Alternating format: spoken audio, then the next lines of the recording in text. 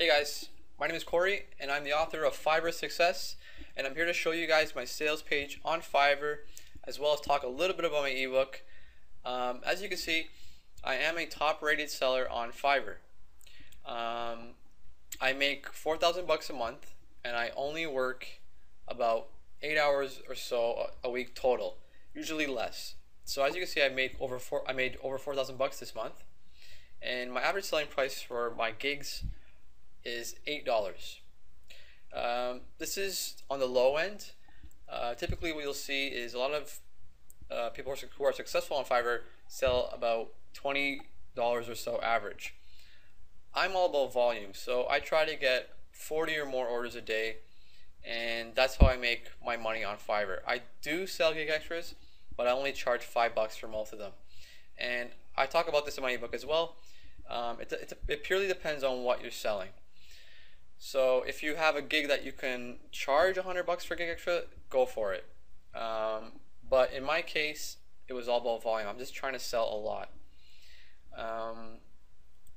As you can see, I only have 3 negative reviews on my gigs, so that's really good. Most of these negative reviews came in the beginning of my Fiverr career. So I go into that in my book as well, how to avoid letting anyone leave a negative review on any of your gigs.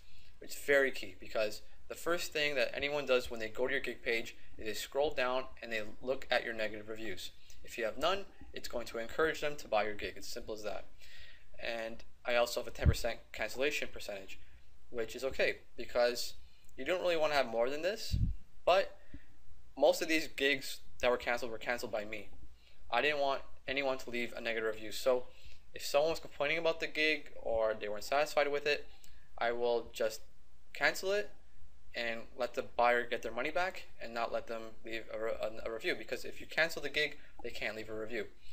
And you might think, well, I'm losing money right there, $4 or however much they spent, including gig extras, but you're actually going to make more money in the long run, because a gig with no negative reviews or very little is a very good thing. It's going to encourage more sales, increase the conversion percentage. I also talk about this in my ebook as well. You typically want to have between 10 to 25% conversion. If you have more than 25%, more power to you. That's great. But realistically, you're probably going to get between 10 to 25 if you're doing really well on Fiverr. You want to have 20 active gigs. So if you're just starting out, you want to have 20 gigs. That's the maximum Fiverr allows you, and just take advantage of that and just have 20 gigs and see what works, what doesn't, and you can start cutting down from there.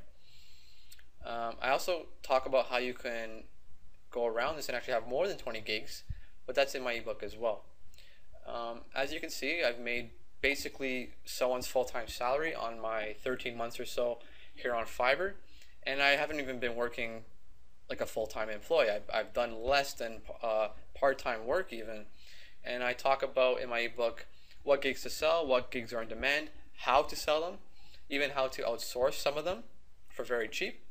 I also talk about my delivery system, how I maintain efficiency on Fiverr, so I don't want to spend too much money on too much time on this site.